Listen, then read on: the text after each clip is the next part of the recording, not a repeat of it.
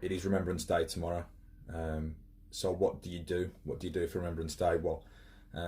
What's your duty on Remembrance Day? Have you got a big day ahead? Have you got a lot of stuff to do? What do you do? So every year so far, we've had to do a parade of some sort, wherever I am in the world. What we normally do is we have like a service that lasts usually between an hour and a half.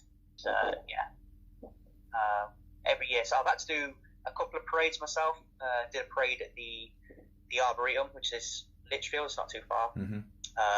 But that was a really good service. Prince Harry was there. Yeah. On TV, the lot is really good service. Probably the best one we've done. But yeah, generally speaking, it's we just do like a normal service at a church. We have the padre come out. Yeah. Tells a couple of cheeky one-liners and gets everyone laughing, and then obviously you go down to the business and you start doing your remembrance. Fantastic. So how long have you been doing the job that you do, or in the line of work that you are doing? How long have you been doing that? Okay. So I've been serving now since January 2011, so over 8 years. Mm-hmm. Long time. A long time. Been all over the world, travelled everywhere. I've done 4 different continents. Yeah. Not just for work, sometimes for fun as well, sometimes for play. I used to do cross-country skiing, or biathlon skiing. So I used to do that in like Austria, France, Norway. Did all that. That was all with the army. Yeah. But in terms of doing my job, everywhere you think of, I've done it. Because I know when we was talking about doing the video, I think I dropped you a message at some point, but you didn't pick it up till the next day because you was flying somewhere else, and you was always on the go. And it sounds like it's a very I think being in the service is a very brave job, but it can be very rewarding. I think it depends on how you look at it. Hard, but I'm sure it's rewarding. Yeah, it really is. I can't have too many complaints. They look after me. Mm-hmm. Haven't really looked back, to be honest. Fantastic. So 8 down, many more to go. So, if we are okay to talk about a bit of wrestling, yep. I just want to get your story on how you became where you are today, and where what you've come up to. So, do you remember your first memory of wrestling? Do you remember anything on TV or watching it live? Yep. So, well, that was revealing how old I actually am, but too much. My first memory, because I am old. My first memory was probably the 1990 Royal Rumble. I just remember just how colourful the characters were. Yeah. It was amazing. So, I remember the $1 Million Man was number 1, and then number 2 was Coco Beware. He had Frankie the Parrot, and he was obviously really bright coloured. Then Mike Jetty, neon green tights. Jake Snake then came out with neon green tights. Then the Macho Man came out, Macho King, and he had neon blue with like a floral design. And I just remember just how colourful it was. Mm-hmm. And obviously later on in the show, you've got the Warrior and Hogan square off, and obviously they're 2 of the most colourful characters in the history of professional wrestling. Yeah. So that's probably what caught my eye. My dad must have been a big fan. So obviously back in the early 90s, there wasn't a monthly pay-per-view all the time. There was 4 or 5 pay-per-views a year, if that. Mm-hmm. So I can't remember exactly how old I was, because it wouldn't have been 1990. I would have been 2 years old. Yeah. But yeah, it was definitely my earliest memory. And then ever since I've watched it. Fantastic. So, is there any? You've mentioned Ultimate Warrior, Hulk Hogan as standout people. Was there anybody that you follow quite closely, or was you just a fan of quite a lot of wrestlers, a lot of the colourful wrestlers, or was there anybody in particular that you used to follow and cheer on? So yeah, as an infant, it was definitely the bigger characters, the Hogans, the Warriors, and then once they kind of left the WWF at the time, it would have been Bret Hart. Right, okay. Bret Hart, number 1 guy in the 90s, and then there was a time where we didn't have Sky Sports, so I didn't watch WWF. It was WCW, then I'd have to watch. Yeah. Luckily, Bret joined the end of '97 after the screw job. Yeah. So all my favorite wrestlers were all there. Hogan was there. Yeah. Savage, Bret Hart. So it wasn't until early '98 when I got Sky again and started watching the WWF, and then we kind of just watched both of them. Yeah. WCW started an hour earlier on a Friday night, and so Bret Hart probably the main guy in the '90s, and then after that, The Rock. Yeah. For the entire time. I remember the first time I watched him was it was pay-per-view in '98. It was No Way Out of Texas, and he was in the Nation of Domination at the time, and Farouk was cutting a promo, and he had the Nation behind him, and The Rock didn't say a word, but everything about him, what he was doing, just had his body mannerisms. He stole the show. Yeah. So obviously he was doing the eyebrow. He was the IC champ at the time, so he was doing the old, IC champ, look at me, who's this jabroni behind the Farouk's back, and I was like, oh, it's hilarious. And then I've followed him ever since. Yeah. So Bret Hart and The Rock. But as you can tell, I've always been a charisma kind of guy. I enjoy the. Yeah. What was the transition? Have you always wanted to do it physically yourself? Is it just something, have you always been going to the gym? Obviously, you are a serviceman, so, being active and being, on top of your cardio, etc., has always been, one of your, main priorities. So is it something that you found easy to do, transitioning into that sort of that wrestling, or is it a different ball game altogether? It's helped. It definitely helps to be, in as best the physical condition as possible. I am obviously active for my job. Yeah. I've always wanted to do it. And the older I was getting, the more I was regretting the idea of not doing it as a youngster. I did say to myself, I'd give it a go. I was posted to Germany for 3 years, which obviously stopped everything because there's very little wrestling in Germany at all. And I came back to the UK 2015, and I wanted to give it a go then, but I wasn't quite in the right place because I've just come back from Germany, so also the transition of living back in Britain. And then, 2018, my partner Amy, she saw an ad for the wrestling camp that PWL do, and I was just like, it's now or never, isn't it? Let's give it a go. My first day on that camp, I was like, I had no idea what I was getting myself into. Yeah. Everybody wants to be a wrestler. Not everyone can be a wrestler. And that was the mentality I had when I first got there. And I really had no idea what I was setting myself up for. But I thoroughly enjoyed it, and I've never really looked back, to be honest. Yeah. So it was a wrestling camp that you got into. I believe that's a week-long camp, and then a show at the end of the week. Obviously, get in front of a crowd and just show what you've learned, etc. Is it, the full days? You're going home bruised and bumped and, dehydrated. So it's basically multiple sessions. You'll have a morning session. It's a very intense version of our training we do on the Tuesdays and Saturdays, but for the whole week.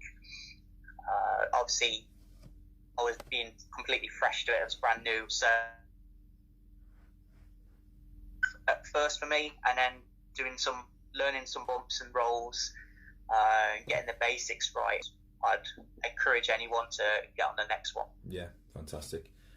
So in terms of going from training to then the show at the end of the week, did you think that you was ready at the time? Did you feel mentally prepared? Did you feel? I presume you felt physically prepared, but the mentality, it's even myself to this day, it's a bit nerve-wracking still going out in front of a crowd, because there's always that fear of messing up for me anyway. What was it like mentality-wise going into that? Yeah, completely nerve-wracking. So, Mad Dog was honest at the start of the week, and he says, you'd only do a show if you're ready, and I just had it in my head through the week, I'm having fun, I'm enjoying it. If it doesn't happen at the end of the week, then it's completely fine. Yeah. I've learned a lot, and I'm going to continue with it. And then it was the Wednesday afternoon session. Mad Dog pulled me to one side, and he was like, "Yeah, I'm going to put you on the show at the weekend," and I just couldn't believe it. I was like, "I am definitely not ready for this." The nerves was really set in by the Friday as we started planning, so what can we do for this, you know? Mm-hmm. And unfortunately, I was in a ring with some good guys. Yeah. We talked throughout the whole match. Yeah. But all I could think of before the show was, you know, what if I mess up? You know, what if I'm really bad? What if no one likes me? It was so nerve-wracking. Yeah. It really was. And it wasn't until about probably 30 seconds before going out there where I heard the crowd, and I think we were with the first match of the night as well. And then as you hear the roar of the crowd, you know, the adrenaline then kicks in, doesn't it? Yeah. And whatever your body's telling you, you do not need a wee. That is one thing. That's rule number one. Whatever your body's telling you, you think you need a wee, but you don't need a wee. That always happens every time. Every time that you're just about to start, you feel like you need a wee at that very specific time. Whether it's my first match, whether it's my 10th match, I've always felt the same. Yeah. I've always felt like I'm busted to go, always. Yeah, I think that's just a general feeling. So do you remember who it was against? How did it go down? And what did you feel like coming away from that match?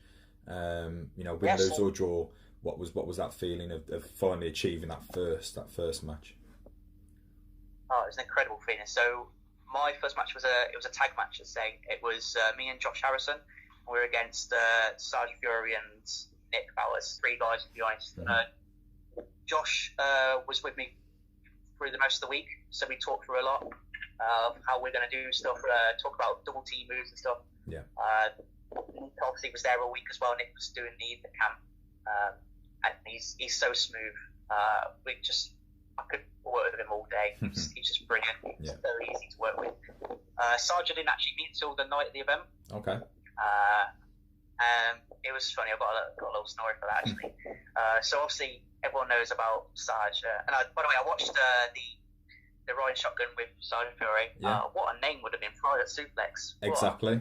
Obviously the guys were warning me about him, so you know, he takes himself very seriously with like his character and stuff, and I was like, yeah, well, you know, I'm in the army, you know, plays like he's in the army, like, you know, like what can we do? So for my first show, where I met him for the first time, my gym bag that I normally bring with me is like a grade 1 camouflage on the sides. Okay. And after I did my, like, we shook hands and we like, hi, nice to meet you and all that. And I was like, right, I'm going to get ready for the match. And he's like, yeah, cool. So I come in with this gym bag. His face dropped. He was like, oh my God, he's got a camo bag. And I was just like, oh, it's all right, it's only a bag. And then I open up the bag and I pull out all my uniform. Start pulling out my beret. Oh, okay. So at this point, he didn't know what your job was. He just thought that this was going to be your gimmick for the night, and I think he just thought it was going to be my gimmick. Oh, and he was just a bit like cautious about you intruding. Oh, okay, that's funny. It was a proper success, but his jaw just dropped, and it's just priceless. Everyone was laughing. Like it was something we planned earlier in the day. Me, Leon. There was a couple of others, and look on his face afterwards. That's funny, that is, because Sarge has never told me that story, and now I can understand why. No. So, yeah, I'll have to rib him a bit for that now.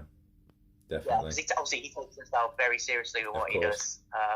And right, so, but it's funny because the second show I ever did, actually, he came up to me and he was like, am I wearing my beret right? And stuff like that. I was like, asking for probably lasted 5 minutes longer than it needs to, which you can find probably happens a lot. Josh looked after me. We ended up winning with a double super kick on Sarge. But the roar of the crowd, it was just brilliant, just having people chanting my name. It's amazing. We've tagged a couple of times as well, which is some of the most, one of my favourite matches, in different ways. I think there was we tagged without my mask, and we've done a tag with my mask. Two totally different characters, but I thoroughly enjoyed each one. They was both different in their own way. So, obviously you've had a few matches now in PWL. Is it something that you're still, you're enjoying, that you're really, really hungry for? Obviously, you was deployed, so it sort of got in the way a bit, and you had to call a stop to it, unfortunately, for a while. But wherever you are now in the world, is there something out there that you can do in terms of, I know we discussed it before you went away, trying to get into some camps, or if there's any local wrestling academies or anything like that? Is there anything there, or are you still just left in limbo?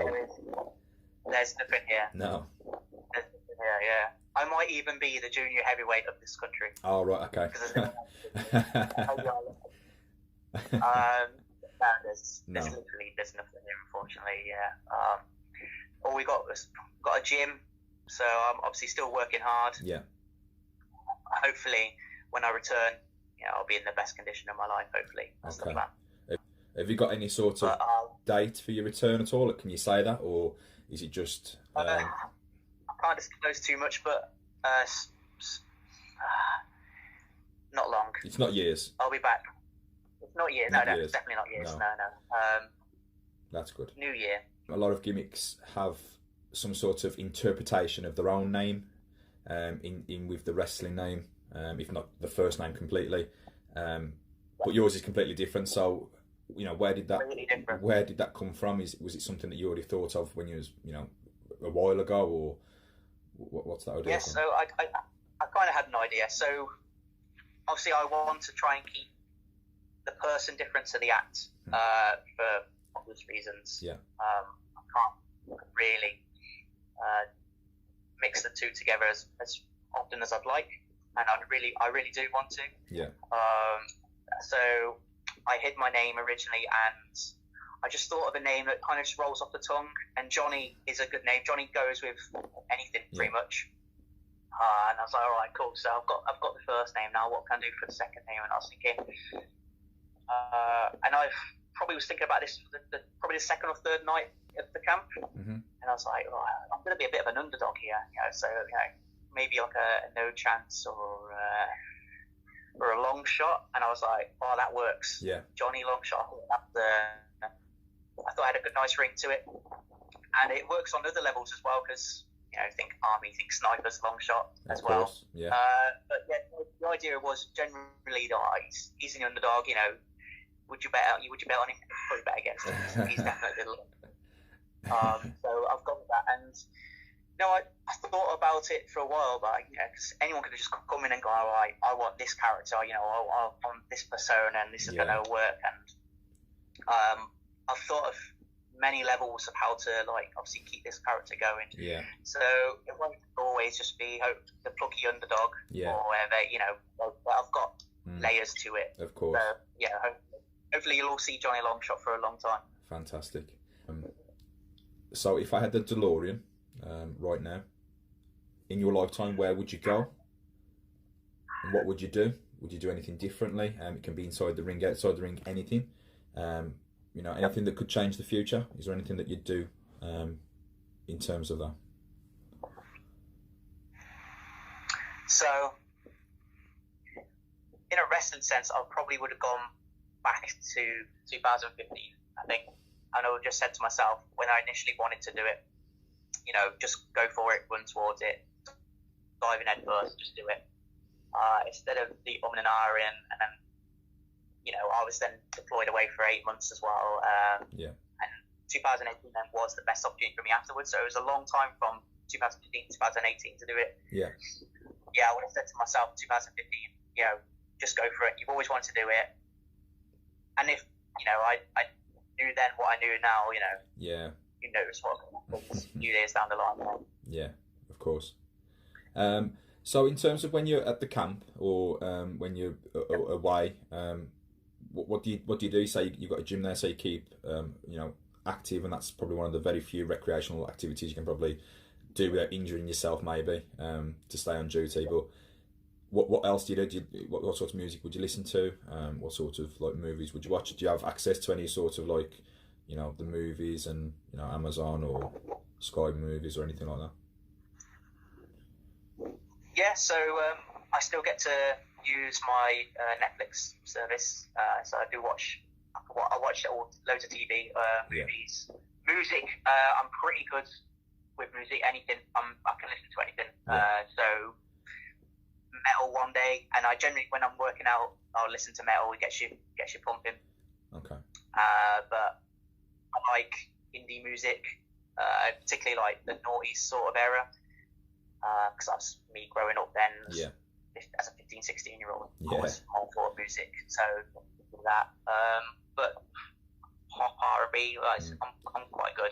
I'm generally the DJ when we're working. Oh, right, okay. In the department, they'll give me the reins You're in control. to the music, and we'll. So I'm just gonna ask one question. This is probably going to determine, your whole character. If you're logged in now to Spotify or Amazon Music or any sort of streaming device, and it comes up with a recommended for you artist due to what you've been listening to, give me one name as who would be that recommended pops up. Oh, wow. So if I was to do Spotify from what I was listening to yesterday, oh my God, it'd probably be like Mariah Carey. Wow. Wow. We were listening to like a 90s playlist, and it got a bit dreary towards the end of the day. Oh, right, okay. Yeah, so it sounds like if you ended on Mariah Carey, I think it went a bit downhill. I think it went a bit south. A little bit, yeah. Yeah, I don't normally just listen to her on Sleepy On or anything like that. But unfortunately, that's probably what it is. Wow. We'll do a proper one when you are back, and we'll just expand a bit more, and we'll talk about some other stuff. But obviously, I wanted to do something overseas. Obviously, it was your idea to do some sort of tying in of Remembrance, so fair play for that. If there's anything that you would like to direct to the fans, to any people at home, anybody who obviously want to share this video who might be watching, you've got the open mic. If you want to, just give a short message. Sure. So I just want to say a big thank you to all the fans at PWL, whether it's me cheering or anybody else. Just thank you for keep coming, for allowing PWL to grow. It's a pleasure performing for you every time I have done, and I'm looking forward to getting a chance to perform for you again very soon. Fantastic. Drop a comment in just to say that how grateful they are that people like yourself are doing everything they can to you people are the reason why my family can sleep good at night, and fair play to you. Thank you. I appreciate it. Thanks. So this was Johnny Longshot riding shotgun with Hector Martinez. Please like, share, and subscribe. Thanks. Thank you.